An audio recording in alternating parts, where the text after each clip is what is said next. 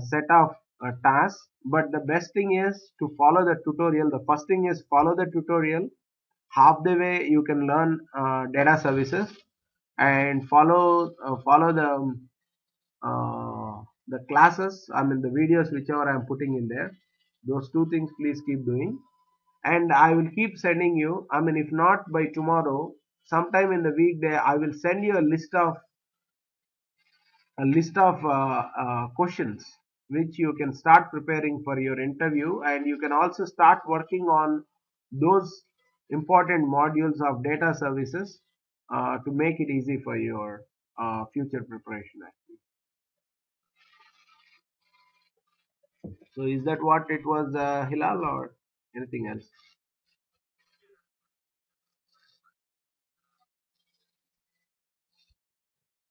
Go ahead.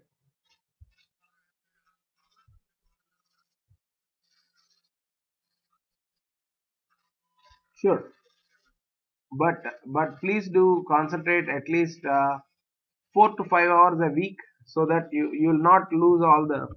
I mean, I don't want the efforts to be wasted, right? You'll have to have keep your memory refreshed on what the topics you learn. So please keep working on it, because you have it local on your machine. It's very friendly for you.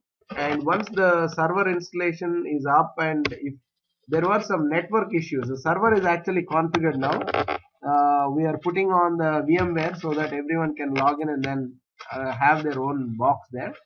But we still have some problems because the network speed is not that great in whatever I am using. And for the people, I mean, who are very remote and they want to connect, it's going to be a trouble. So I asked for a separate connection, internet connection. If that comes up, maybe it becomes easier. Or else, if I connect it to my home computer, I mean, home network, it is not working because there are a lot of applications sitting on it, and connecting over the internet is making it really slow. So I'm working on that for a solution, but I mean, at least I have not kept you without anything, because you have your local installations and everyone are working on that, right? Is that right understanding I have?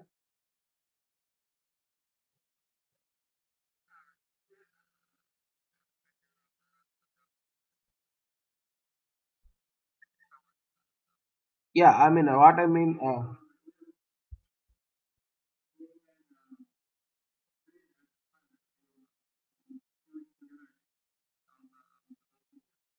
okay. Yeah, and I would send you surely some cases, and I'm going to give you some sample jobs. The job which I'm going to share with you is the actual data warehouse job. This will be given away to you. This is kind of a Bible or a full reference for you. Today I'm going to just show you the job. It is a data warehouse job, but we have built it in 2007. It is on the older versions, but still you can use the job, and in which you will have all kinds of transformations. There is a versioning difference, but still the flow of it, whatever the scripts here, everything has a backward compatibility. So I'm going to give away this job to you. This is going to be the major reference for you, and this is the real job. Please, though I share it doing here and there and people find it.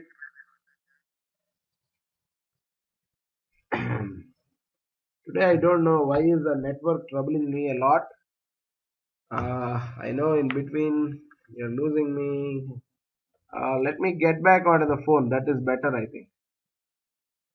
Hold on a second, guys. I'm connecting on the phone.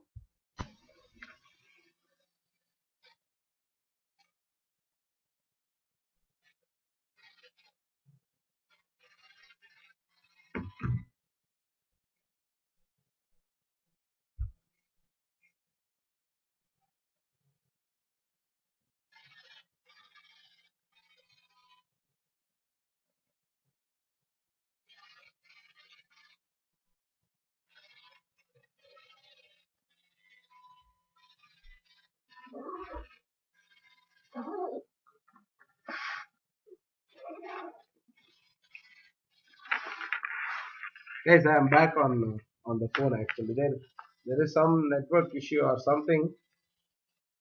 It is creating troubles for us. So bear me on the telephone itself today. I won't be available on through the computer. So is it audible now? Okay. So what I was telling is I will give you a job here.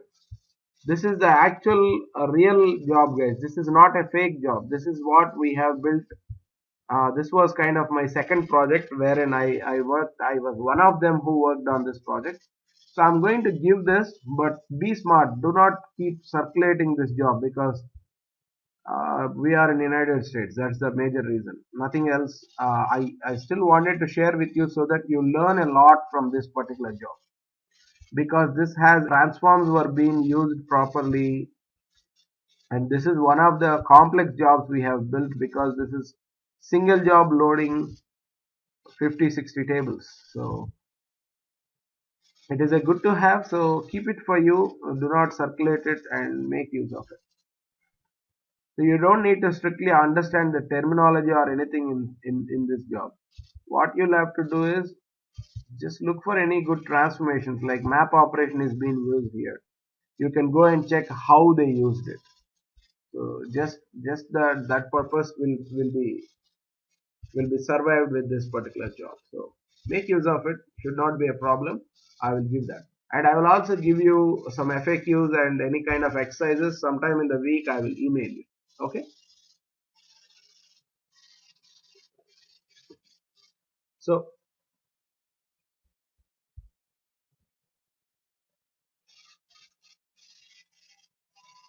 yeah, th- yeah, yeah. That I will work on because only one by one. I was concentrating more onto the server side, this Oracle installation, and this SAP. And this week I don't have any more time, but I have to work on that, and I will give you. For me, even that is sooner the better. Yeah. For me, even that is sooner the better, but I will do sometime this week. Okay, guys?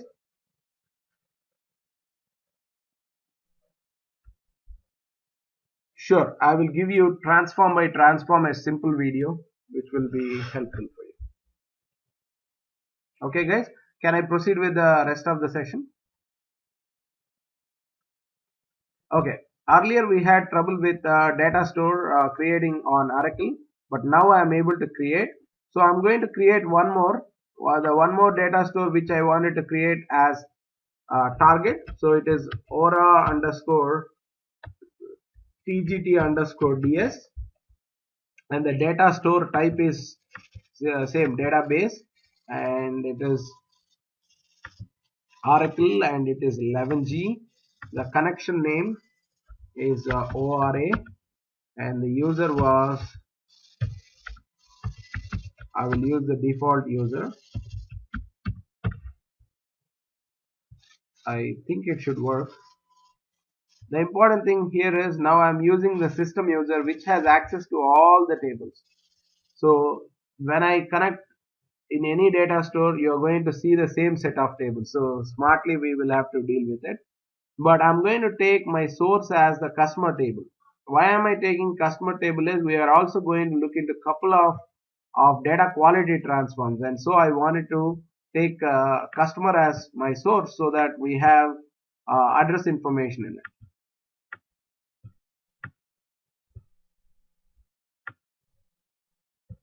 So I'm going to import customer table that is sitting here, and when you install Oracle, Oracle has given a set of tables which you can make use of anytime for your data warehousing because they have a data warehousing schema sitting there. They have all the product, customer, or any sales related tables. So if you see, we are looking at the same. So I'm going to take this OE customer and say import. OE is the schema name. If we restrict properly, you would see only OE under the source schema, but currently I don't have that option because it will take a lot of time to configure different schema and put some rights and restrict that. It is going to take some time, so we'll just assume that this is only the table we see and proceed forward. shouldn't be a big trouble for us. So here I'm taking this customer as my source. Where is the Aura source? Yeah. And I wanted to build a new job. So instead of a new job, I am going to use this. I will rename it and say job underscore edw underscore aura source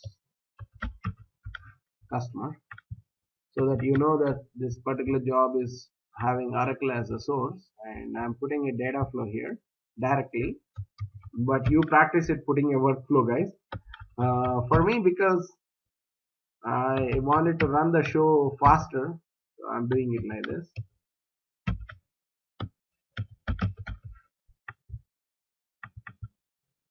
So under this, I'm taking customer as my source, and let me view the data first. Before we do anything, let us go and look at the data. You have 319 records in which customer ID, and these are all, I mean, looks like a mix of names, but it says Aishwarya Roberts, which is peculiar. In general, it's an Indian name, but still it is shown as NLS languages, US NLS territory is America, and then credit limit we have. So this is something like I think it relates to some credit card company. So income level, it has a marital status, gender, but we don't have anything of a full address field. But still, let us start using it, and we will find some other table with better information on address. We will link those two tables, make use of address transform also, and then do it. So the first thing is I will take this as a source. I wanted to show you something very important. So let me try showing that, and if it works, then we'll proceed with the rest. So I wanted to put a template table just to replicate the situation. I don't want it to go with the regular table, so I wanted to say this as edw aura underscore cust. So I'm not going to do anything here except that I'm going to run the job with a direct query transform. I mean, I'm not going to do any other transformations. That's what I mean to say. So you'll notice one major difference when you use Oracle. What are all the options we have in target? That's what I wanted to show you. So just that I have created a job. Let me run the job without anything, but I would run it in a debug mode. Let me run in the interactive debugger is used by another person. Come on, man. It is kind of such a pain in the ass for me now. So sorry, executing it in an non-debug mode, because the debugger, some other application has taken it away, because I am running too many applications on my mission. If I change the debugger, I'll have to restart the program, so I'm not doing it. So I'm just running it. I'll let the data get created, and we will play with the data and see how is it different. What all other options that we have, we will look into that. So it is a small job with 350 records, but then you see it is taking a longer time. The reason could be because the machine is overloaded. I'm using the same machine for job server, access server, database server, whatnot. I'm recording the session. I have a GoToMeeting session running here. Finally, the job failed. It says that TNS could not resolve the connect identifier. Oh God. Oh God. You know what? There are more than one instances of Oracle on my machine. That could be the reason.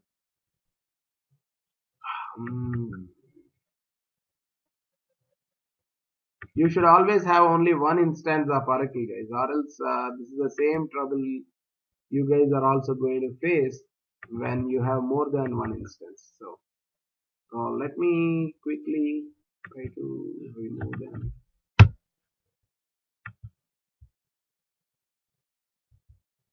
Under product, if you see, I have installed a couple of times, so I have more than one installation here.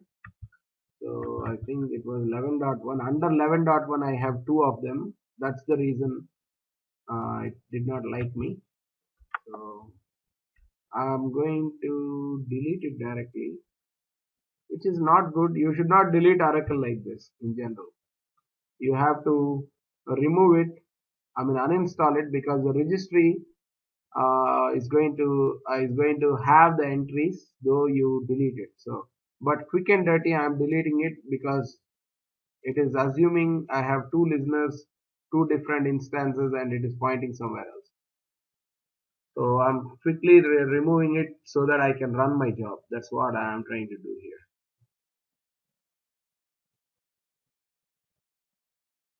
And I will also have to remove the other version of Oracle, because Oracle, if you go and look at the downloads, you have 100 different softwares they have put in there. 10G, that too for Windows XP, Windows 7, Vista, 32-bit, 64-bit. I tried all the versions and finally this one worked, that too in a compatibility mode. It is not the regular mode it could install on Windows 7. I am using the Windows XP Service Pack 3 compatible mode, only then it allowed me.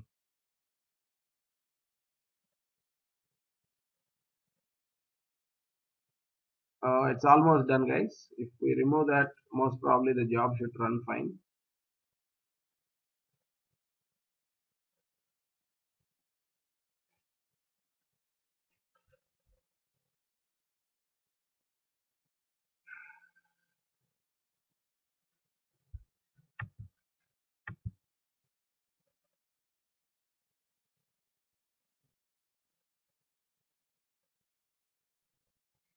To remove a 2 gig file, it took too long.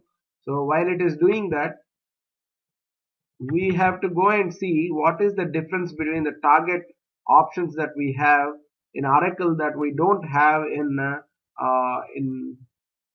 MySQL. If you see, you have an extra tab, bulk loader option. This you will not see when you have an ODBC connectivity. I mean a MySQL, or I don't see a bulk loader option even in SQL Server, if I remember correctly.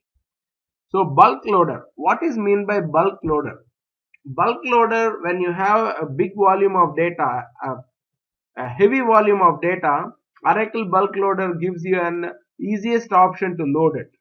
You are going to disable the index to the bulk load. What it means by bulk load is you are not going to care about cleansing, transforming, or standardizing. All you are going to do is take take the source data, put it into your stage environment all at once without looking for any kind of standardization, or without looking for any formations, or nothing you are going to do. You are going to do a straightforward dump.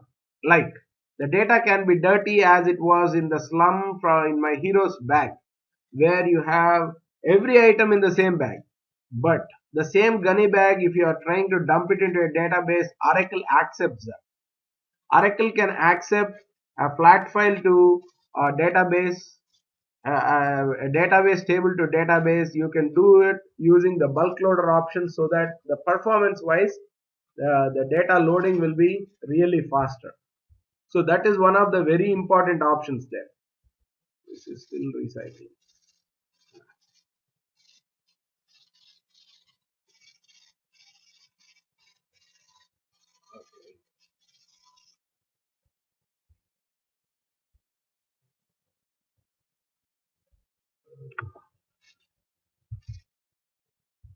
So performance wise, it can handle even Teradata has more than one option. Like Teradata, if you go and look in, you have bulk loader, but bulk loader, even there it is called as a multi-load T-pump, because their applications are even powerful than Oracle. Oracle, it is a straightforward bulk load only it has. But Teradata, if you see, it has a multi-load feature, it has a T-pump feature, it has M-load. I mean, which can be used for certain techniques. Like if you are running an update, better use a T-pump. If you are running an insert, better use a multi-load. So they have more than one options in Teradata. But for now, because we are using Oracle as our target, let us explore the options that we have in Oracle. So right now I tried to execute, it failed, but the failure is just because the listener is not not configured properly, or it was having trouble finding out the listener and then moving the data. So I'm trying to get rid of that problem. Let me try only one time. If it works, it works, else we'll leave it there. It should work because I have removed some TNS entries from the earlier installation, but you never know, it may or may not work. The mission is even overloaded. When Oracle is here, it creates a lot of trouble, because memory wise, memory consumption, Oracle is a major database, and 11G is one of the heavy installations. So it can always make it uncomfortable to use on a desktop machine. But at least if we make a server and a client in a different machine and then try to use it, it makes sense than using it in one place. I hope this job is going to fail even now, but let us see. Yeah, it already failed.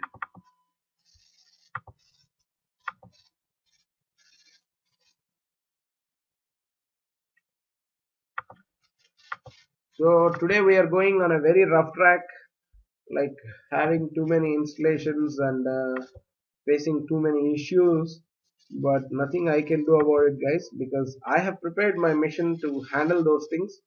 But still, Oracle went wrong, and I have installed a duplicate Oracle instance. It was working fine, but when running a job, now it is creating troubles for us. And so I'm trying to fix that out.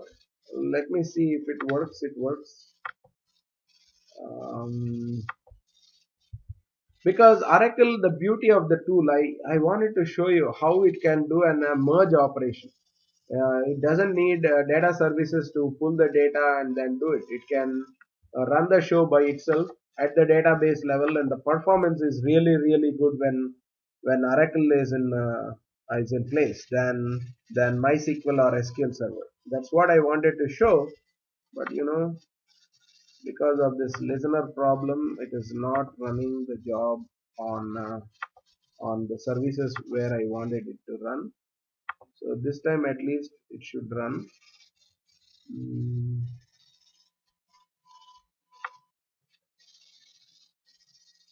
Oh, second time it was a different error. I did not see that. Using memory terminated due to error.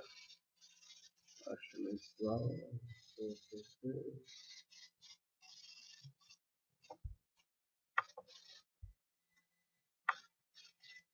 Yeah, it is the TNS error only. Yeah, this also went wrong. TNS could not resolve the connect identifier. Ah, could not help, guys. So all I have to do is I have to show you the options. That is what I will concentrate on. The job did not run successful, but don't worry about it.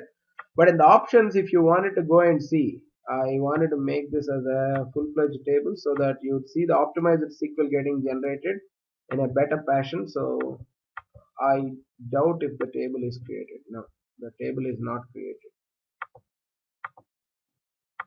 because it could not connect to Oracle. It cannot create the table also, but I'm trying to roll the ball there. So let us see.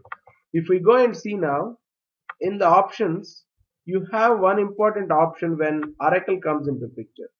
You will have allow merge. That is a very good option that Oracle provides you. Where is the option? Bulk loader, API, recoverable file.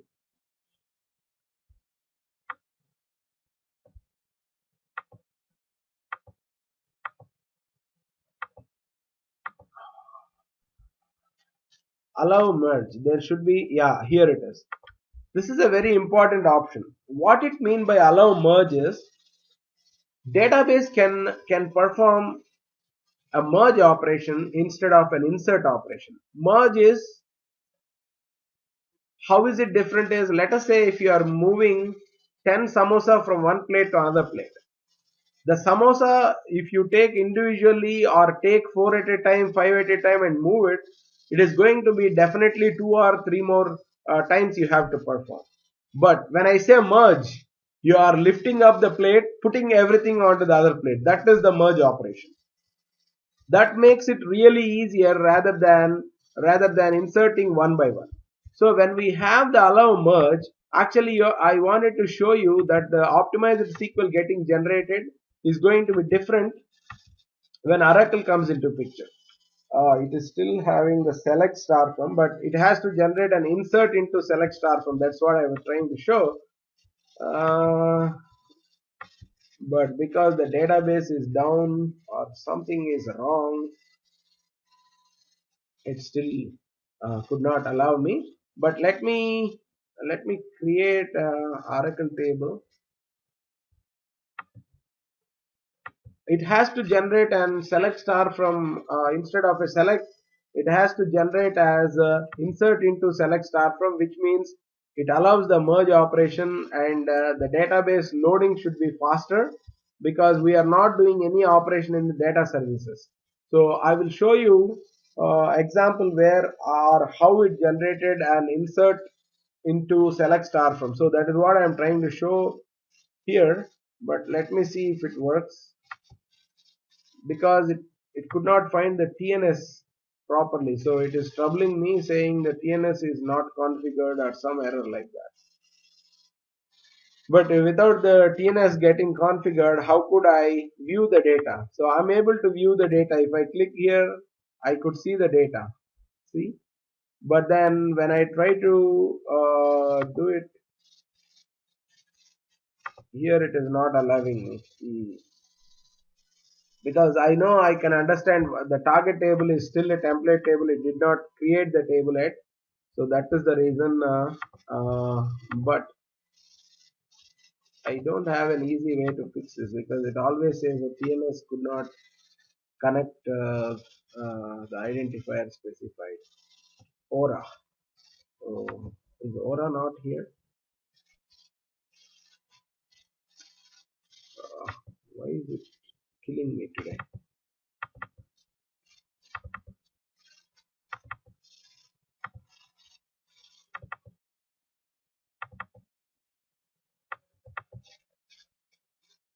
Oh my god. I'm surprised I deleted in the wrong folder. It could be. Yeah, I don't have the TNS at least here. So I deleted myself from a wrong folder, it seems.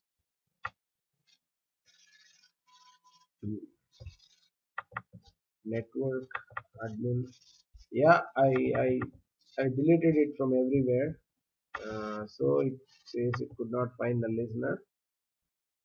But anyhow, I did not do a shift delete, so they should be in my recycle bin if I could find it.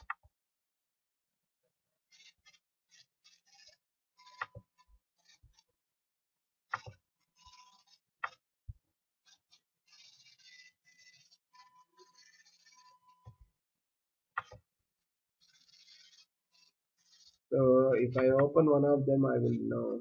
This is the Aura configuration, or the Aura ORCL, because there were two of them. Why is it taking too long to open even a file?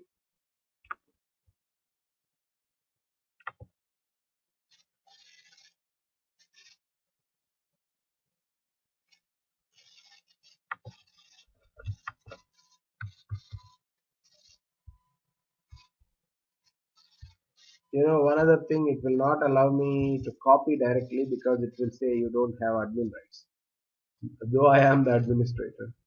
So I was looking in a wrong place, I think. Network admin.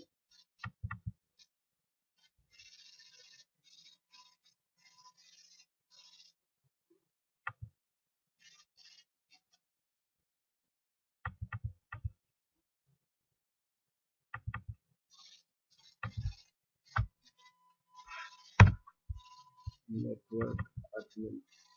Yeah, I have this here. And listener is listener. Host is my PC.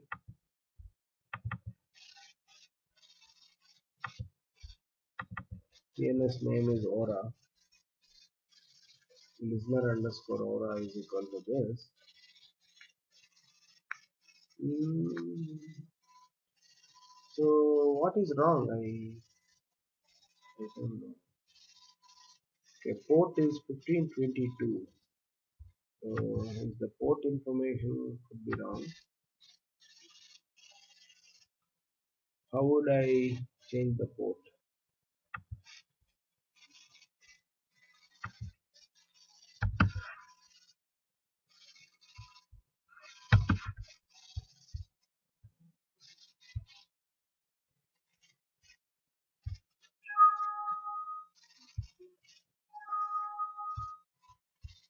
Okay.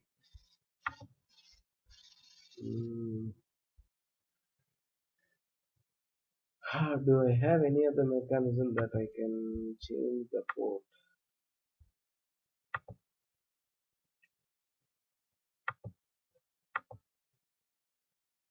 1521.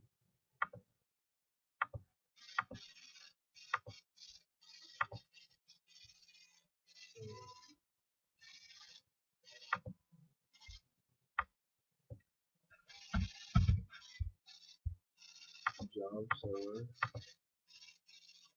I don't know if there is any option for me to put a different port there.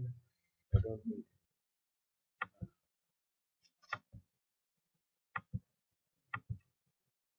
So all it was trying to look at is a 1521 port, most probably.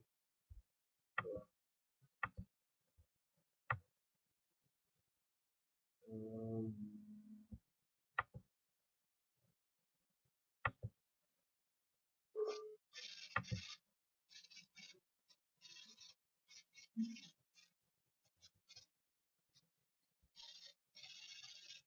so I'm using this one. Edit. Database type is MySQL. That is fine. Server port is this one. I don't think I have a way that I can change the port of Oracle.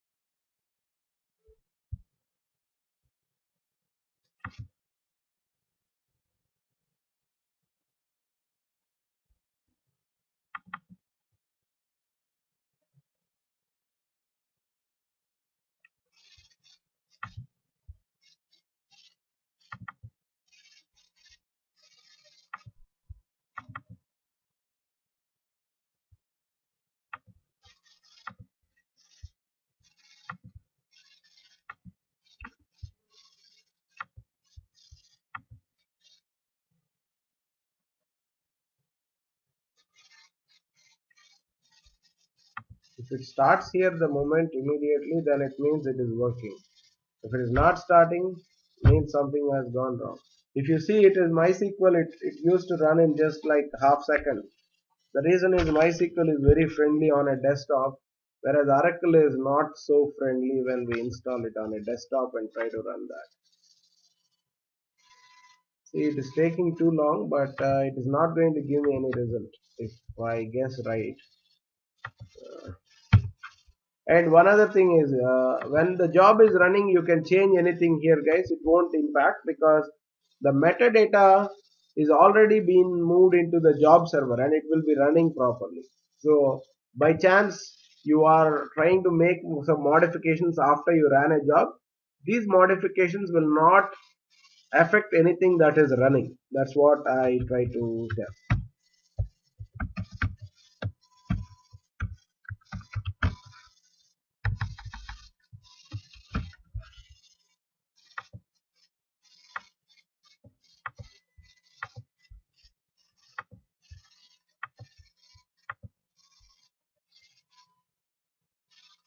Yeah, still the same problem.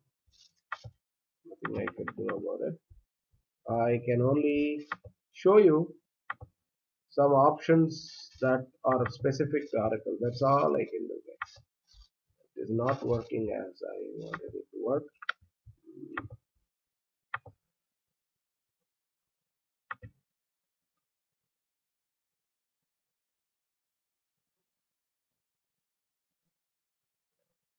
Okay, the important thing I wanted to talk about actually is change data capture. Let me open the tutorial and show you what I mean by change data capture and how they advise it to do within Oracle. See, in Oracle, there is an option. This is a database option that we have called as change data capture. So if you look at it, we have looked at every of these items except the change data capture.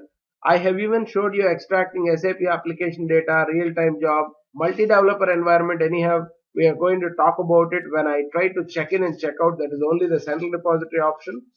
Recovery mechanism I already showed you from the day one that we can enable the recovery at the workflow level. The only thing I did not show you is the change data capture because MySQL will not support the change data capture.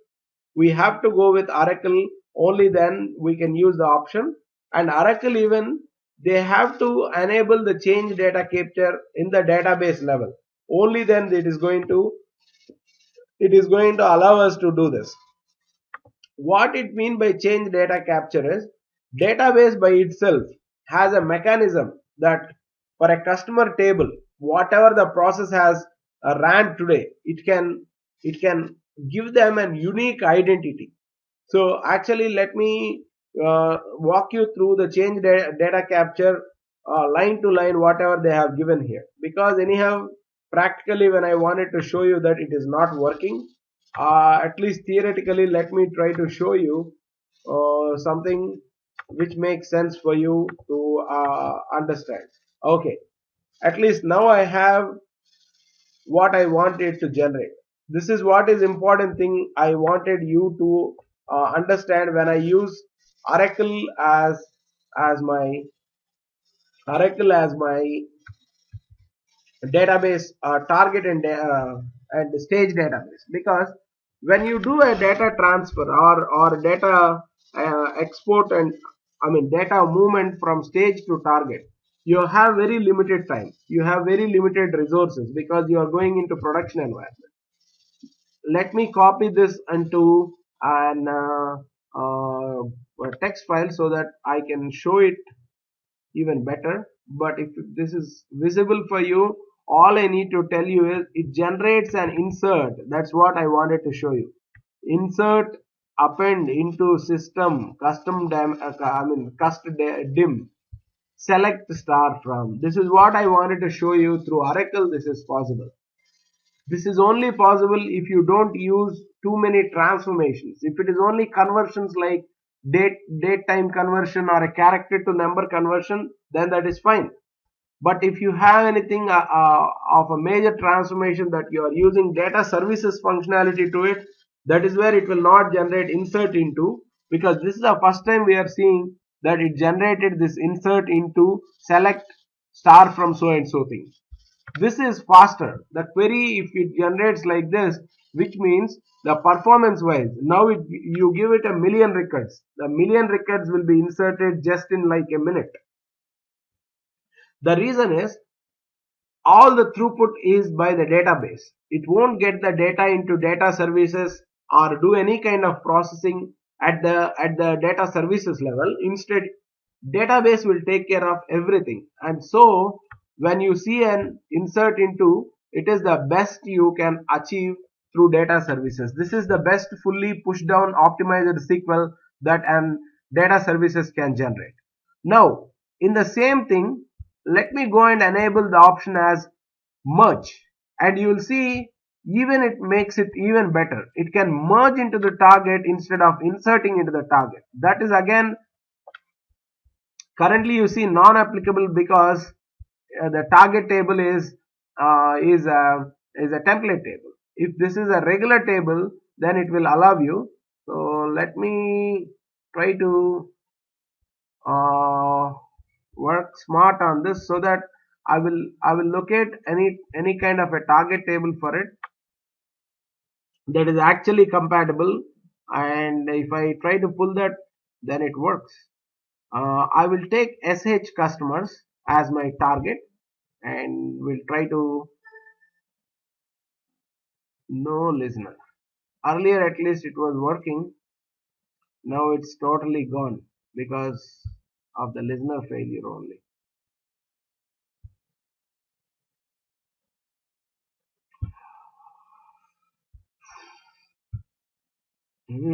Today it's kind of a bad day for me. That's all I can tell. Whatever I'm trying to do, it's not cooperating.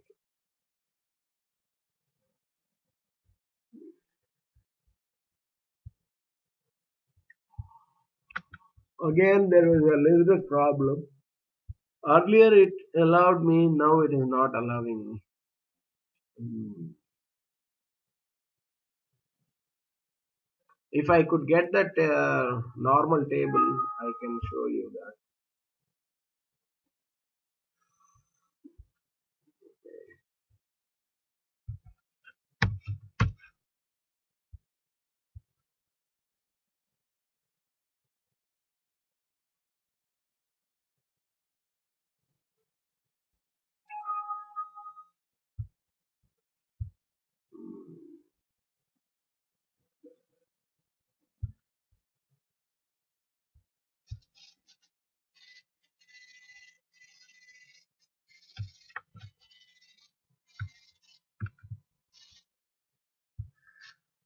It is somehow totally messed up today. Even I feel really tough to do this session because if there are bearable technical difficulties, we can. But if there are too many, then it just disturbs the flow of the class. When it slows down, it is very tough to get back into the same pace.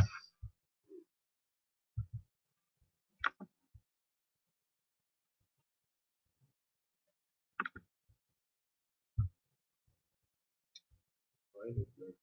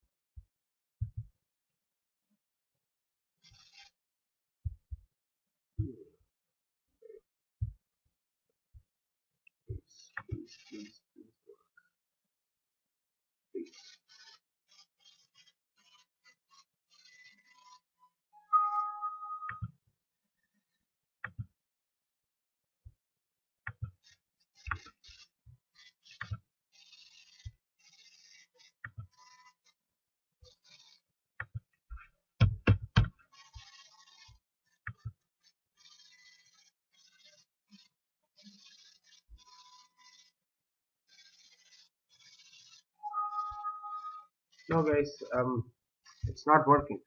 Um, so what I wanted to show you is I wanted to show you if you go and enable this option which is allow merge. Now it is disabled because the target I have put it as uh, just only a template table. Why am I trying to show you this at this point is actually if you remember the day 1 or day 2 when I was going through data services part of the training, I tried to show you a PPT saying these are the best practices that I suggest to go like this. That is where I'm coming from. So let me open that PDF wherein I will show you what I was talking at. Not a PDF. It was a PPT. Let me show you what I was talking there, and then we will come back and say how to generate that options. At least theoretically, I can show by tomorrow. If it gets fixed tomorrow, I will redo this and then show you. But today, the rest of half an hour left over, we will concentrate more on performance tuning, how to improve the performance of the jobs whatever we have did so far. At least that is nothing like we could depend on a database. It is all about performance at a data services level. I will try to show you, but before we go there, I wanted to show you that important PPT which I was presenting, uh, which was that SAP BO data services.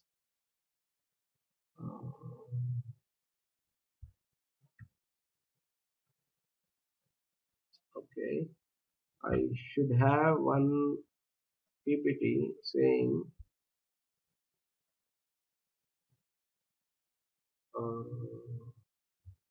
I wanted to show you that it generates a merge into select star from. We do have the same statement even in our technical manuals in the performance tuning. Let me take you directly to the performance tuning document so that you understand what the performance tuning and why is it so important.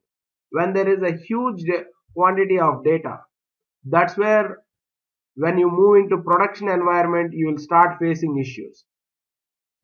So at that time you wanted to jump in, and there are many tuning techniques which you can use. Some are at the database level and some are at data services level.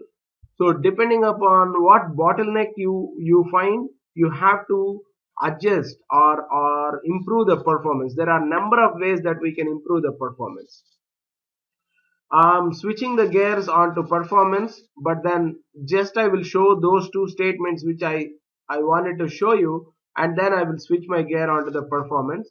And tomorrow when we come back, I will spend time to show you the Oracle CDC rather than just throwing you some theoretical part on it, because I want to show you that practical thing which is very important, because in most of the places you go, you're going to work on Oracle as your target. So I wanted to show you at least a few important things on Oracle as a source or Oracle as a target. So that's what I was trying to do today, but unfortunately it did not allow me.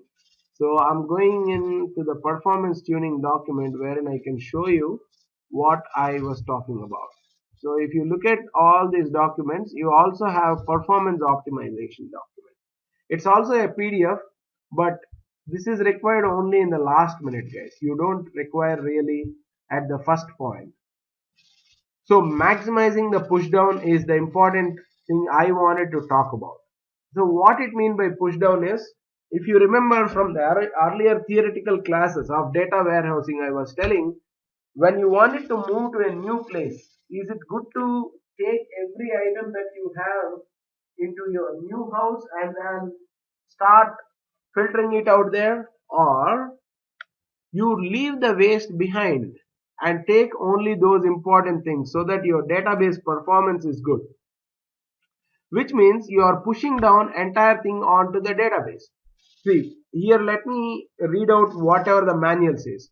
By pushing down operations to source database, data services reduces the number of rows and operations that the engine must retrieve and process, which improves the performance. When determining which operation to push to the database. Data services examines the database and its environment. So it always looks about which environment it can push down onto. It cannot push down onto every of the database if you ask to do it. It generally performs really good when you have a full push down, but sometimes when you cannot achieve a full push down, at least you will try to achieve a partial push down. So what does a full push down operation means? The optimizer always first try to do a full push down operation. A full push down operation is where all transform operations can be pushed down to a database and the data streams directly from database to target database. I mean source database to target database. SAP Business Objects Data Services sends SQL insert. See, this is the format I actually wanted to show you. Insert into select star from is the format it has to generate so that you attain the full push down operation there. That is the best query, best optimized SQL that a data services can generate, which means that you have attained the performance to the highest level. If let us say sometimes it will not work in that way, that it cannot allow you to do a full push down operation because maybe you are using some of the transforms. For example, in the transformation categories, if you see, there are platform based transforms and there are data integrated transforms. So if you use a platform based transforms, then you are at least in a good shape because these are also there in every database. Whereas if you use data integrator specific transforms, for example, history preserving. History preserving transform gets data into data services memory. So you'll surely have a low performance there because database cannot handle history preserving directly. It has to get the data into data services, do the history preserving there and send it back again to the database to get committed. So when some transforms like this comes into picture, you may not be able to attain the full push down there, but you can still go for a partial push down. How to attain a partial push down, I will show you. But just before we go there, I want you to understand. Whenever you look at the optimized SQL, that's what we did even in the today's session. After generating this on Oracle, if you go and say display optimized SQL, now it is gone. You don't see the insert there. The reason could be because the Oracle was down. It could not ping the listener and the validation went off. But earlier you saw like it generates an insert, append, so and so, select star from. That is the one I wanted to show you. That went away now, but still, if Oracle was up and running, you'd see that statement more often, but now you are not seeing it. But at least when you have a single select statement, you are in good shape. It is a partial push down, like at least it is selecting data, putting a where class. I mean, if you put a where class, it's going to come up here. If you put in a a where class maybe with a very expensive functionality in it, it cannot do a full push down. So it generates two different sequels. I will show you at least one example for that. Now let us say I'm going to put a where class like this, or I have couple of tables that I wanted to join. First, let me, for example, put a where class, which I am saying gender is equal to male. I think I should write it like this. So gender is equal to male. I am putting it as a where class. So now let us go and see what is the SQL it generated. It will have put a where class here directly. You see here. But if you try to use any data services functions in particular and then try to do this, it will not generate the where class there. Instead, it will generate two separate SQL statements. So to show you that, let me figure out which is the function that I wanted to put here. If you wanted to put which function can make you a good example is I can make use of if then else, which is a local function, or I can use any math function that is not in database, that is only in data services. Then you'll see the difference. So I am looking for any good function like that, guys. 2 decimal. Let us make 2 decimal as our function, but to make use of 2 decimal, I cannot use customer. Instead, I will use customer ID. So in this, I will put it as 2 underscore decimal, and the function says input decimal string as character. So I need to embed it in single quotes, but then because it's a direct value coming from there, it will take it, and it says a comma decimal separator. So I have to put this comma followed by a decimal separator. So I want the decimal separator as dot, and then comma 1000 separator as varchar. So what is my 1000 separator? Scale as integer. So I have to put a 1000 separator. I wanted to make it as a comma 1000 separator, and finally I wanted to put the last one as scale. So I have to put a scale, like if you see decimal, it is 15 comma 2 or 16 comma 5. So how many decimals you want it to put, you can put it there. So I'm passing as 5 for example. So if this validates, I am in good shape, but always it won't validate. Only then it troubles Gman. So non-comparison expression, 2 decimal customer ID. Okay. Um, I think I should have made some syntax error there. Uh,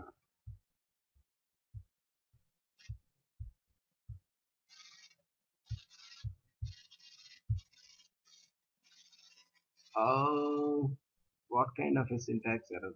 I don't see anything as such, but am I in the where class? Yes. Okay. When it's in the where class, I will have to give some value, right? So I will say is equal to 100 because it's in the where class. So I have to give it a value. So let us say this is, for example, guys, this is not real. This is just as an example I wanted to give. So that if the database doesn't have that kind of a function, you see here, there is no where class. So this data is entirely pulled into data services, and the where class generated by data services, it will process the data in data services. When it processes the conversion function in data services, it is more expensive than it processes in database. So let me do a save all. In general, it will sometimes generate two separate SQLs. That's what I'm trying to see. Yeah, but the where class is gone because you have put a function around it. The function has killed the where class getting in there because there is no two decimal function in Oracle. That's the reason it cannot filter it at the source. Instead, it is getting the entire data here and then doing it here. Let us say this case I wanted to still do a push down onto database. I'm going to use a function called push down SQL. There is a function in data services. Though it did not generate a SQL, if you wanted still the functionality to be pushed down to database, we have to use this. To use this, you have to give a data store followed by the SQL string you wanted to pass. In general, the push down is used. The good usage of it is when you have a join condition. So let me take a proper example rather than this kind of an example so that it makes sense and you'll see the difference. So this one still let us keep it as the same simple where class so that you are going to look at the where class here. You will see here if I go back and show you the where class, you will see it. Now you see the where class here. So the filtering is happening in the source and you get the data. But let us say I have a join condition. Let me pull out one other table that I can join it here. The join table currently, because my Oracle is down, I could not take as such as a real table. So let me see what I can do my best. I can take the same table one more time, but it is not going to be friendly for me. Let me take this one and say make source. So here I have a condition. The where condition, I can still put the same where class here, but I wanted to give a join condition, and I say and customer ID is equal to, let me see if the other table has a customer ID. Okay, I have a customer ID here, so I put the customer ID here, and I have to make it more complex, so that I wanted to use the full push down, the push down functionality given there. So I will say gender is equal to gender.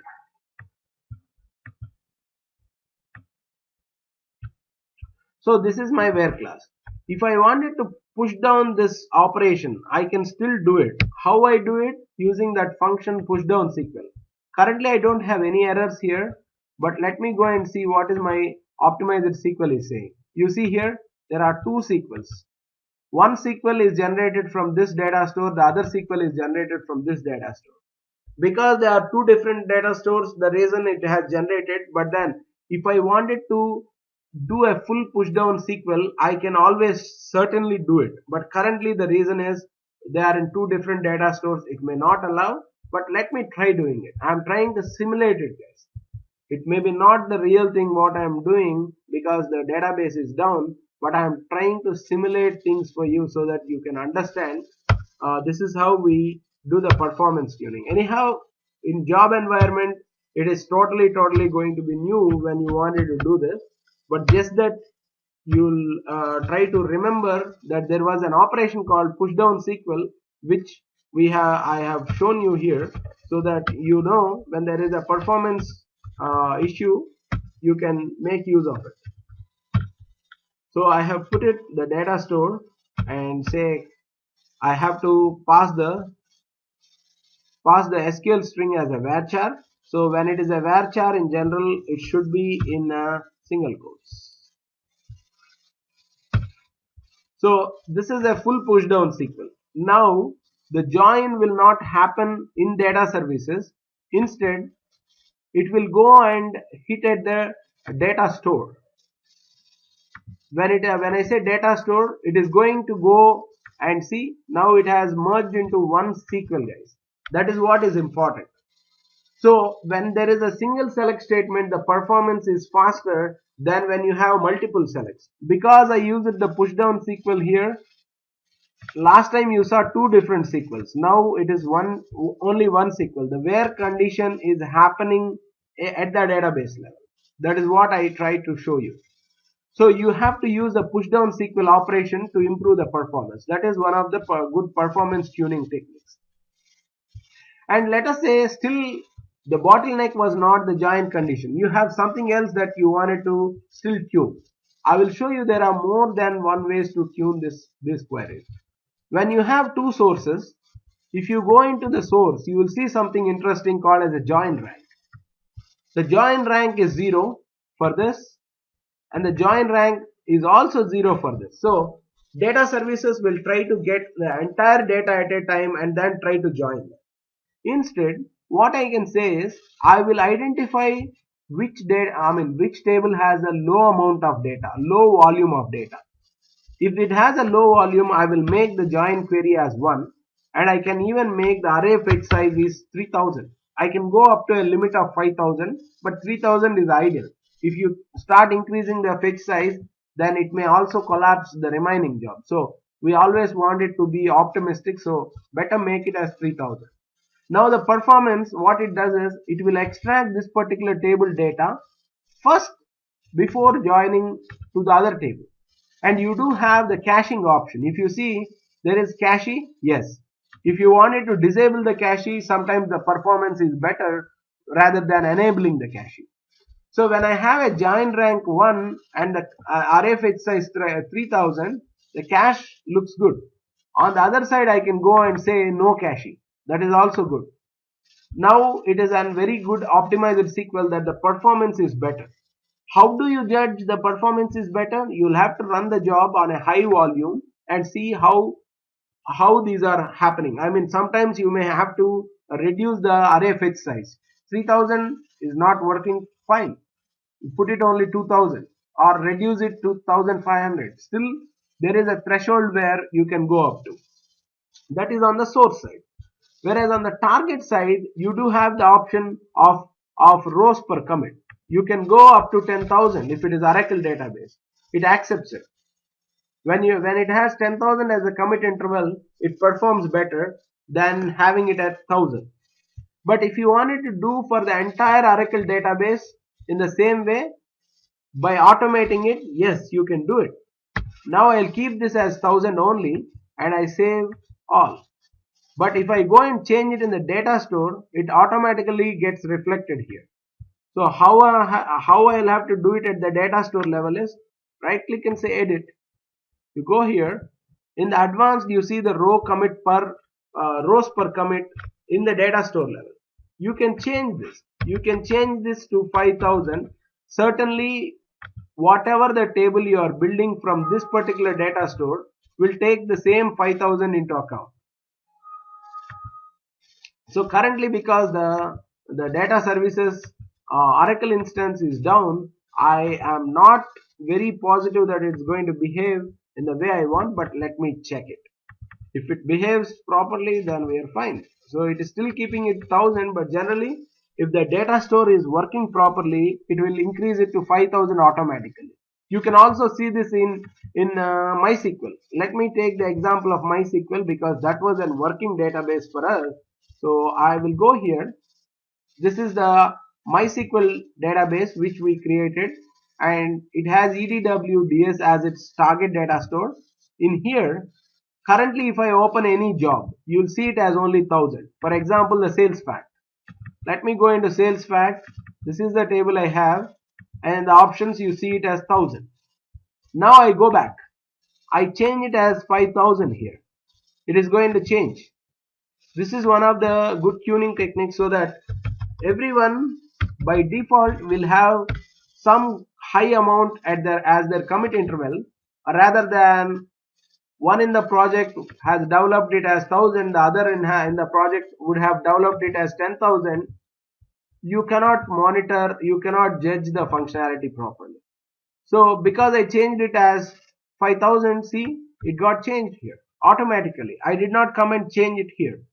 If you go now and look in any other jobs like customer dev, it would have already got changed because let us get into it and see if I am right or not. See here, it already set to 5,000 because I have changed the data store level saying row commit size is 5,000 instead of 1,000. So that is a very good thing to do. So it increases the performance. That is the performance tuning technique at transformation level or at data services job level, or sorry, mapping level. If you say mapping is not the bottleneck, you already performed mapping to the best, then you can go into properties of a data flow. And in the data flow, you can always increase the degree of parallelism. Use database links. What is meant by use database links is when you have database link defined at database level, the performance is better without a database link. I mean, when you have a database link, the performance is always going to be better because the join operation will happen at the database level. The filter operation will happen at the database level. So by default, this is use database links is checked in, but then you should have a database link at the data store level or database level, only then it will use it. But the important point I wanted to show you here is degree of parallelism.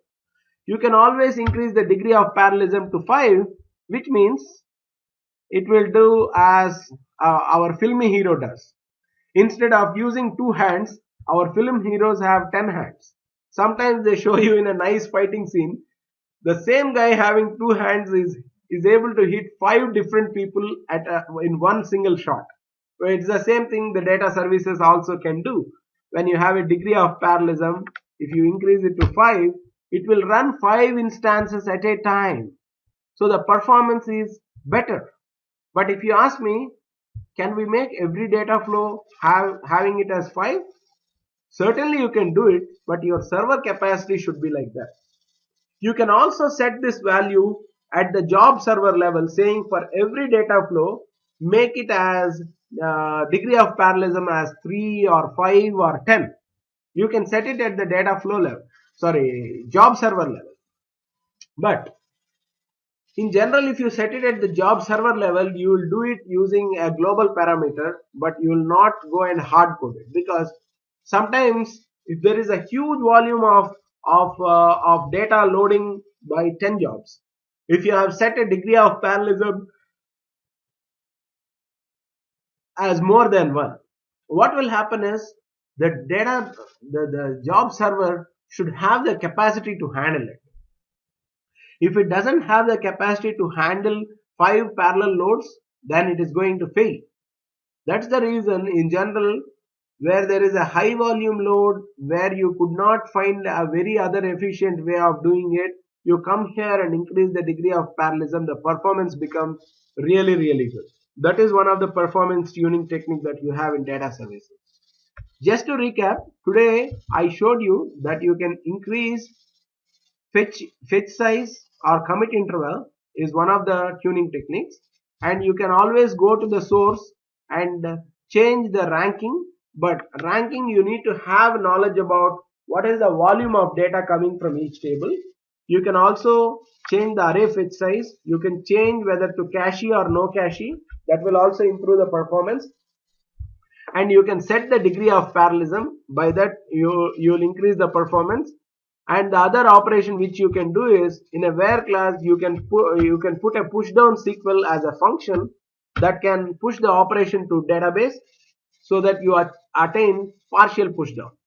The last important tuning technique at the data flow level I wanted to show you. So this is a very complex data flow. If I say it's complex, yes, it is complex. The reason why I say complex is, if the same data flow you run for 2 million records, it is going to be taking like at least 1 hour, because it has to do a table comparison for 2 million records, do a history preserving, generate a key. It is going to be a very, very, very time intensive task to perform this.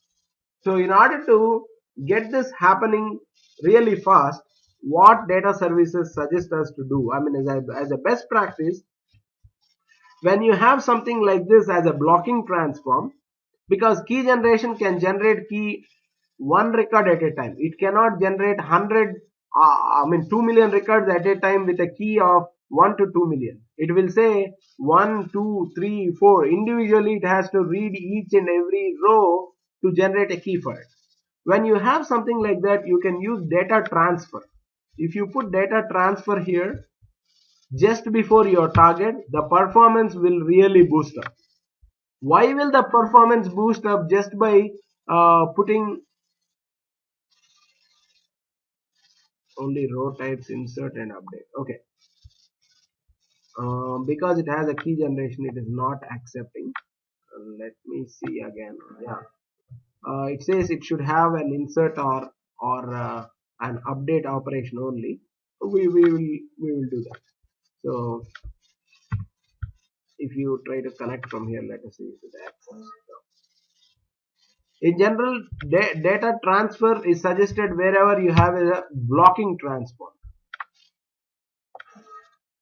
You see, it did not allow us to put it for table compare or for history preserving or for the key generation. But still, there should be some complexities. We can make a complex scenario which we have, and then do it. So the complex scenario which I could say is the same way. You may have a blocking transform. For example, I have a data flow here. I have a merge operation.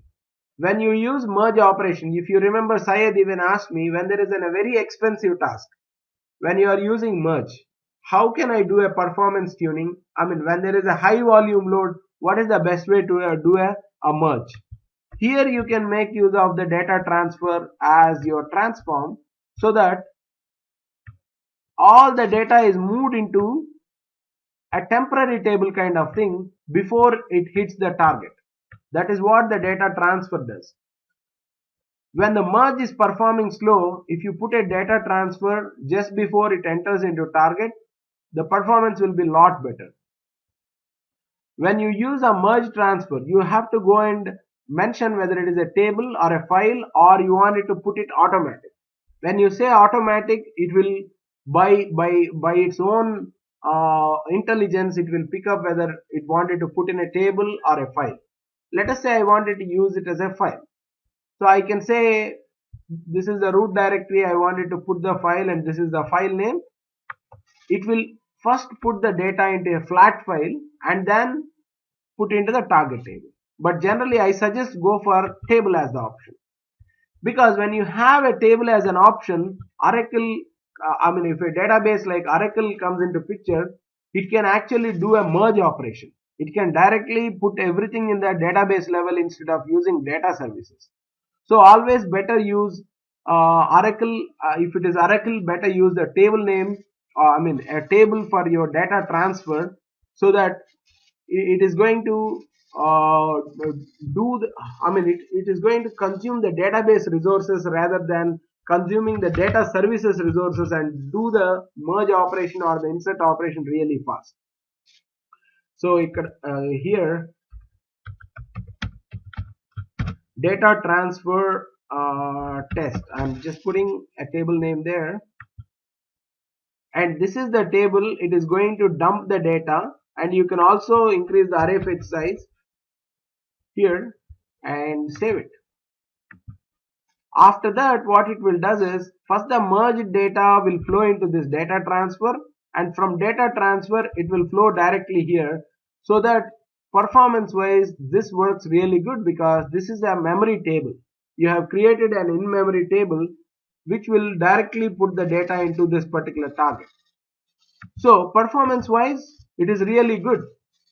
If you see, there are two sequels getting generated. I will show you. The two sequels are because you have two source tables. It is not because of the data transfer here. Now comes the third one. But earlier there were two sequels. One is selecting customer dim case 2 and customer dim case 1. I have put two tables there. And then now I have put the third one. So what it does is, it will select the data and insert into this particular table which I have put here, which is a data transfer. And from data transfer to this, it will automatically do a very high performance merge operation, because it is again Oracle database on the target side. Because here it is an MySQL, the performance is good, but still it cannot do a merge operation. But if it is Oracle database, it can do a merge operation here. So that is the importance of data transfer. As per the suggestion by data services, when there is a blocking transform, use the data transfer just before your target to improve the performance. That is the one liner I can say there. So beyond this, are there any other tuning techniques that we have? Yes, we do have more tuning techniques, but not at the job level, because we have to identify the bottleneck to perform to do a performance tuning. There are 5 kinds of bottleneck: source bottleneck, target bottleneck, system bottleneck, mapping bottleneck, or transformation bottleneck. When you have these many, how do you identify? How do you identify is looking at the statistics. If there is a lot of time consumed from reading data from ODS customer, if there are 10 million records, and if it is taking maybe 5 minutes or 6 minutes to read the 10 million records, then it is fine. But if it is taking half an hour just to do the read operation, then something is wrong. And after that, you can also find time, how much it is trying to use when it is trying to write the data into the target. Then you can go and change the array fetch size here, or you can go and change the commit interval here. the commit interval here can be updated so that it gets a proper performance, which I am calling it as a mapping bottleneck. So if there is a transformation bottleneck, like the query transformation is taking too long, down SQL operation, which will actually improve the performance. You have to put a push down SQL on the where class or any complex condition that you have given. Push down works only in the where class. It cannot work in a select class. That is mapping level or transformation level you can do it.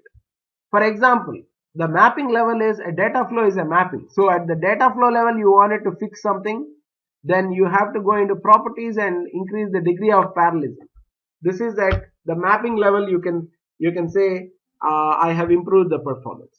So beyond this, if you wanted to increase the performance, yes, you can do. While in runtime, instead of doing one server, one job server, you can do a server group. For example, let me start this job. When I say I'm running this job, it gave me an option job server or server group. So if there is a high intensive task where you are using memory and processor time a lot, or the resource consumption is high, then you will not do a job server. You will do a server group. That is at the system level you are trying to increase the performance. Then there are cases sometimes the source is not reacting properly or the target database is not reacting properly. Then you will intimate the source people and say this particular table is taking too long. Then they will run some analysis, give you some statistics which will improve the performance. So running statistics on the source table will improve the performance. You can, I think if I'm not wrong, there is also a way that you can run the statistics before load. There is an option, I think so, if I am not wrong, because I did not do it anytime, so I remember it vaguely, but you can always set it. I'm looking for it, guys. If at all I have that option, I wanted to show you.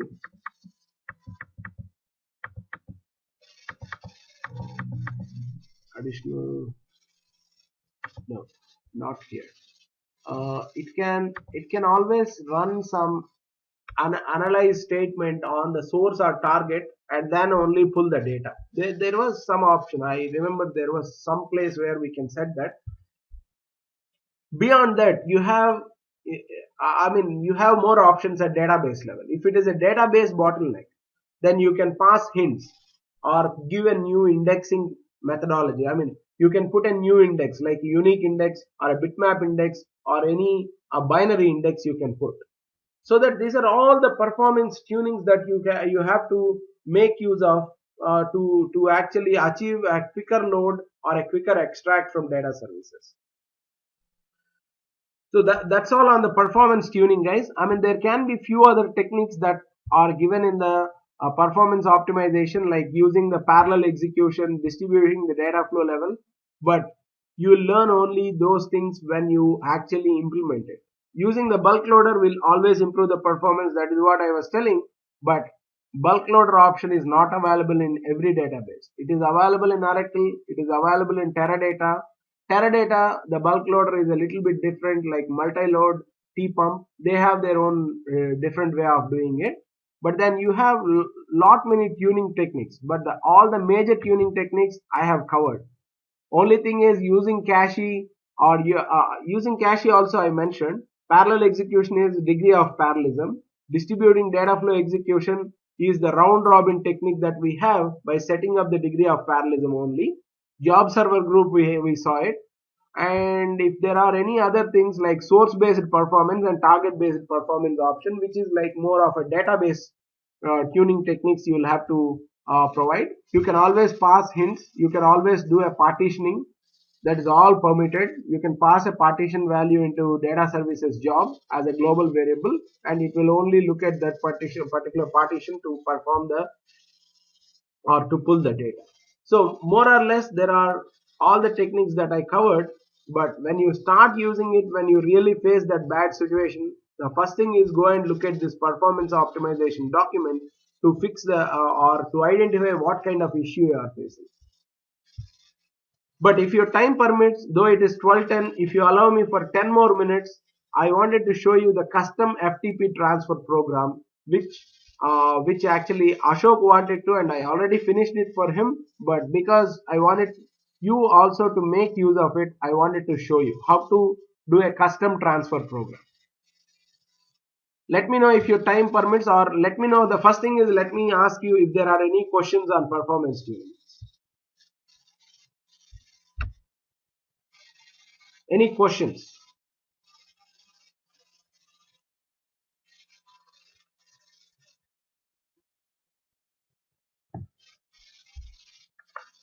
No questions, guys?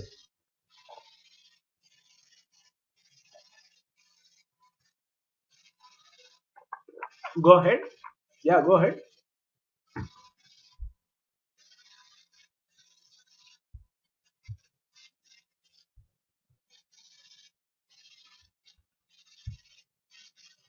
Uh-huh.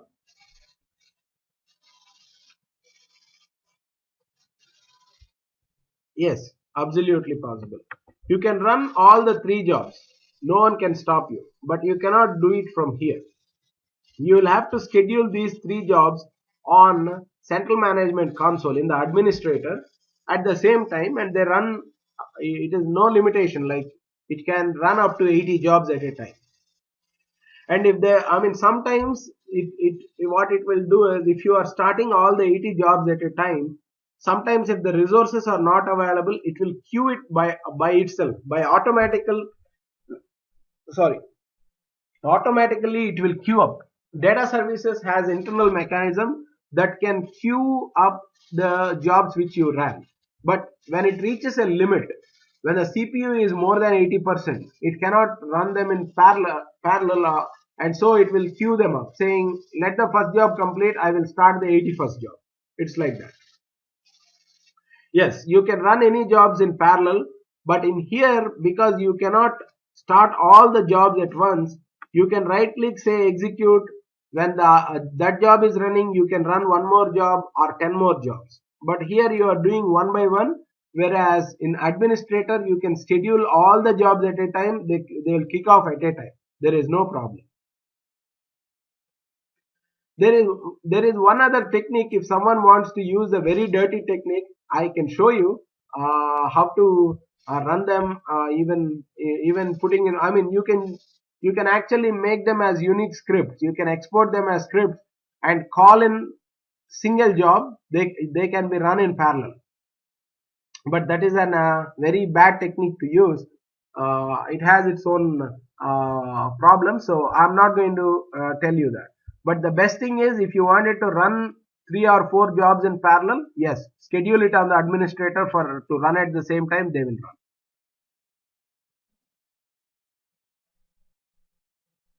Any other questions, guys? Mhm.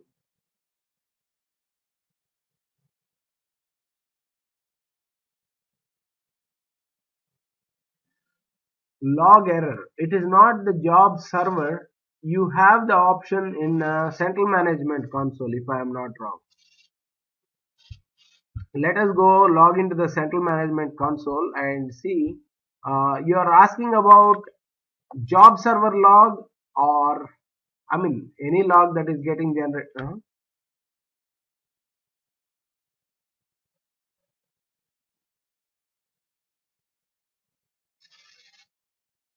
Uh-huh.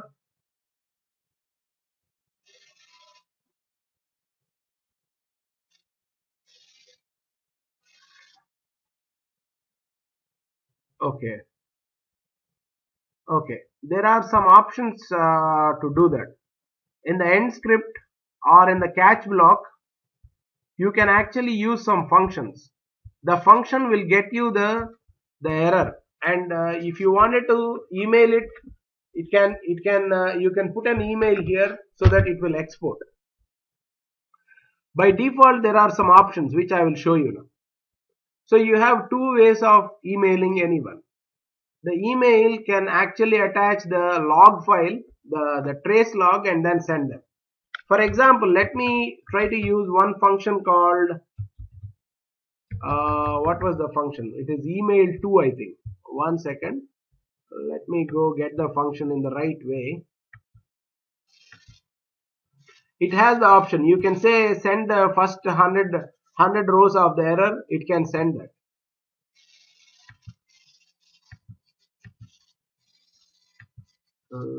Environment. No. System. Yeah, this is mail to. So if you use the mail to function, where is it? It did not come up here. Okay, let us type it. So if you look at this, you can pass a recipient list here, whichever the email address you want it to, and you can put the subject as varchar. In general, we pass the subject the job name so that they know this particular job has errored out, and the message. In the message, you can say error message. It can actually, you can obviously put any kind of a message you want, saying this is the error for the failure of so and so job, and the trace log line number as integer. This is where it is important. You can put the trace log lines number as an integer, saying 1. It starts from the first line of the error log, and it can go up to 80 or 100 error log line number. So you can say 1 comma 100, so that it will just send them the log in their email, the first line till 100th line to their email, so that they know this is the error they have faced. This is a very general thing we do in the catch block, but not outside it, because in the catch block anyone wants to see what was the failure, so you can actually get that. And to answer you one more thing, saying can we write it into a table or a database? Yes, you can, but there are certain limitations for it, but you can still write it. There are some functions which are called as error context error message. See this error message, it can actually get you the error message whatever has occurred in this particular job. You don't need to pass anything. It's just that much you have to do, so that it will record the error whatever it got. This error message will work only in the catch block, because without going into the catch block it cannot get the error. So this error message, if you wanted to pass into, you can actually define a variable saying error is equal to error message, so that you can capture and write this error into a database. Yes, you can do that. You can just call this variable in a SQL statement. Under this, if you wanted to put saying SQL edw underscore ds, saying insert into error log table values is this global variable. I mean, here I have declared it as a local variable, so you will say error. That's it. It can insert this. These are the two ways if you wanted to do that. If you wanted to send an email, you have one way, or if you wanted to send it like this, you can always do that. So is that what you are looking, or you want something more, Ashok?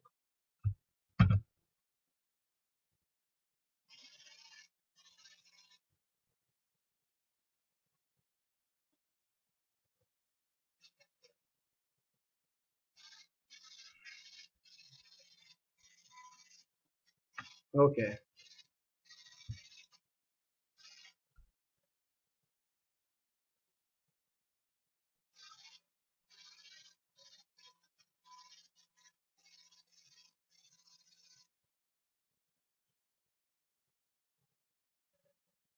Hmm.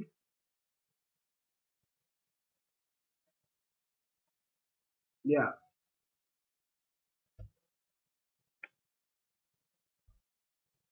I mean,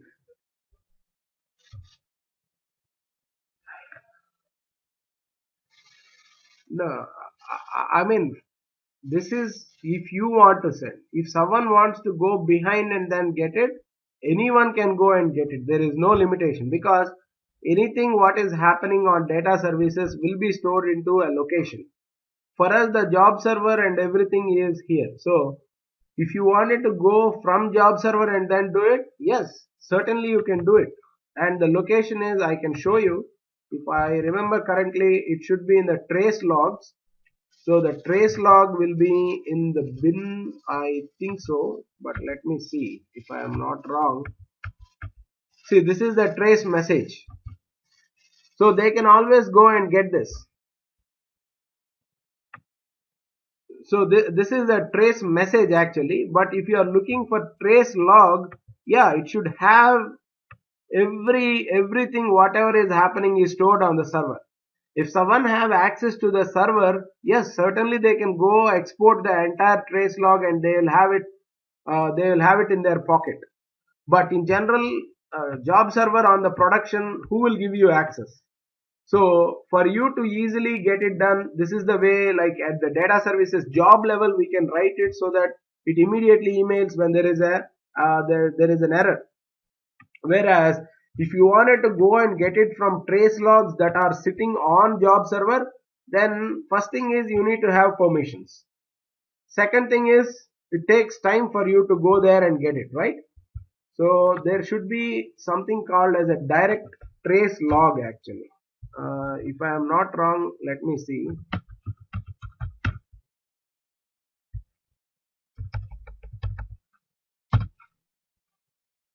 See, anything in data services should be in some folder. If you don't see it here, you cannot see it anywhere. It can be on the job server, you cannot see it. It can be on the administrator, you cannot see it. Everything will be stored in one location. See, here is the trace log. So you can go and see here. These are the errors today we would have got. So it records every small thing here. So the job failed 100 number of times today. It will surely have that kind of an error that is being recorded here. It is only you'll have to go to error log. Here is the error log. So these are the errors today, whatever we faced. You will see the error log here. So it will show you this particular thing happened today. For example, this one, this happened on 10/1/2011. So we have the history of around like 20 days. You can keep up to 90 days. And if you see, today we have run some jobs. Surely it should have got recorded somewhere. So the most it has is from last month 10th till today. It has all the errors that got recorded in this error log. So you have files and you have a capacity to that file that is limited. But you can always set the trace or error log to hold this longer so that it can hold it. Okay, yeah, this is the place he would have got the error log if at all he got it from server. See here it says notify the customer because this failed. So it captured that error here. But this will happen only if you have a try and a catch block. Only then it can certainly capture the errors properly. Without the try and a catch block, there is no definite way for it to catch the errors. So always make sure your jobs are within the try catch block. See, last time when we ran, we got all these errors, right? Referencing undeclared variable. So these are all the errors we got from our earlier classes. There should be some error even which got generated today, but we will have to look for if we put a try catch block, then it would capture every time, but surely there would be an error log for today even. Today whatever the database issue we faced should be recorded somewhere. Here, these are the errors from today's class. TNS. Yeah, this is in the business objects data services log file. But for me, because the job server is my local mission, I am doing it like this. But if it is the job server, the real server in production environment, that is a remote mission as you told. And someone has to give you permission to log on to this server to get this log. So this is what today we face. These are all the errors. 10.1 is today. And we see saying the error is connect identifier or TNS entry is wrong. Whatever it has thrown there is captured here. Alright. You have all the three logs, error log, trace log, and also you'd have one more log which I try to show in the bin, I think. So you have one more log file here. So and also the other place where you'll get all these errors is it will also put into the database tables, guys. Every job, whatever has happened, will be recorded into one or other table instance. It will be stored into your repository for sure. So if you go and look at MySQL Workbench, we have our data store there. Because these are all the things which you learn when you are on a project. When it is mission critical, you look into the PDFs, you'll get all this information easily. But when we try to tell all these things at the training level, you may feel it tough to digest, that there are too many things in this to be taken care. Yes, there are too many things in data services because it is beyond the ETL tool. It has a lot of things that it does, but this error log is a very generic functionality. Every ETL tool does have it. But what I am currently trying to show you is, if we go into database even, we can retrieve them through some tables because everything is recorded in a table. So if you don't have access to direct job server, you can always get that from some table here. It should write it to some table. So we were using tutorial as our data store today. Our repository. So everything whatever has happened should be stored into one of these tables. So this is AL overflow stack. In the same way, you should have an AL error table. I have to take a close look at it to get you the right table, but it will be available in one of the tables. Everything is written into one of these tables, guys. AL trace log, error log, resource pool, group, CMS, cache statistics, info, users, SAP jobs, projects, languages, labels, keys, breakpoints,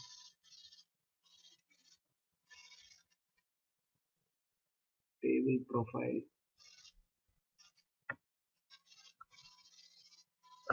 user groups, mapping, project info, DQ, report stats. One of the table should at least have what is the job status. So I know which table has the job status. If I go and see there, it will record it as failed. But if it is not showing you the error log within a table, surely you will have option that you go to the job server and then get it. Because I doubt if they would have put it into the repository table or they would have put it into a file server which is on the job server. So both ways it is possible, but surely for me it should have been stored somewhere in your repository tables also. Okay. Any other questions, guys? The question was simple, but the explanation was lengthy. Why I give a lengthy explanation about this question is to just make it clear, guys. So if your time permits, for next 10 minutes, I wanted to show you the custom transfer program. But if you say we are done for the day, it is 12:30, then we'll call off for the day and we'll catch up tomorrow, guys. Whatever is your wish. So are everyone okay? Like, can I spend 10 more minutes just to show you the script file? I mean, a batch file which we can write for the FTP program to happen. It is just on, yeah, it is just a very small thing. Anyhow, today we are not going to write anything and then show you. At least I wanted to make you understand, and I will take it offline and work with Ashok to get his issue resolved. But if you remember, I showed you how to define a flat file. But if you see, in the flat file definition, you have something called as a custom transfer program. Before making it yes, try to look look at the menus downwards. You don't have you don't have any drop down for the custom transfer here. You don't have it, right? So when I go and make the custom transfer program to yes, you will see it has popped up with few options here. Program executable, and you have username and a password and few arguments. What this means is, what the custom program means is, sometimes they will ask you, we have the file sitting at so and so server. You go get those files and then load it. That is what is an FTP means. FTP is used in many ways, guys. Wherever you see a a website, even the FTP is the one which they use, because in a website, how are developers deploying their code onto website? Just by using the FTP protocol only. They write all their code in Java or .NET, and then they will FTP this code onto the service provider so that it gets populated there. In the same way, we have to write a program that is executable. Yesterday, I wrote a small batch file so that Ashok has this requirement and I was working on it. But by default, let me show you that there is a ftp.exe file that comes with Windows, but you cannot modify that service. That is a standard FTP service that is available there. In general, how to go to the FTP mode is, go to your command prompt, and when you are in command prompt, you type an FTP here. So now it is in FTP mode. You will have to now give a server name for it to connect to that server and do an FTP. FTP can be possible on internet, or if it is an intranet site. So let us say if I wanted to do an FTP on internet, still it is the same. You have to give a host name there. If you can give any one of your own IP, if I type here, it will connect to you. Or I need to get an IP address of my home PC and then do it. But I don't have anything handy now to get it. But here is the option. If I wanted to just run it in a test mode, I can say open.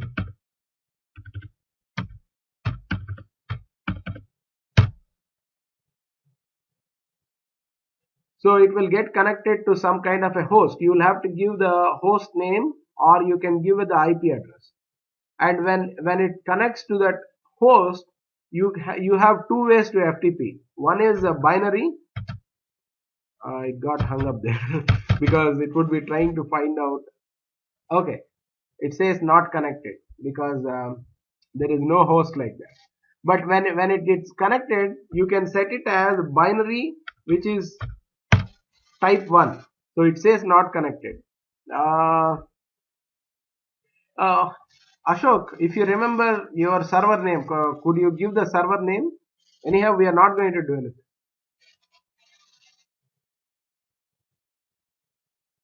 Yeah, just give me the server name. I will try to ping that server. We are not going to move any files. That is fine. I just want some IP address to connect.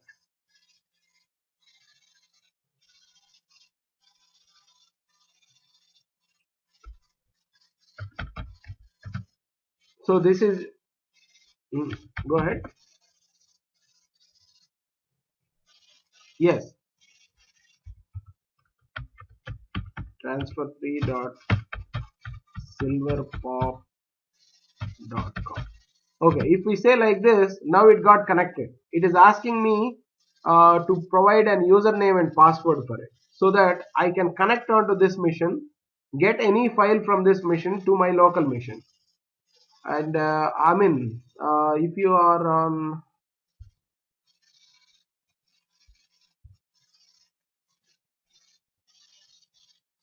yeah, that is better. If you wanted to ping it, yes.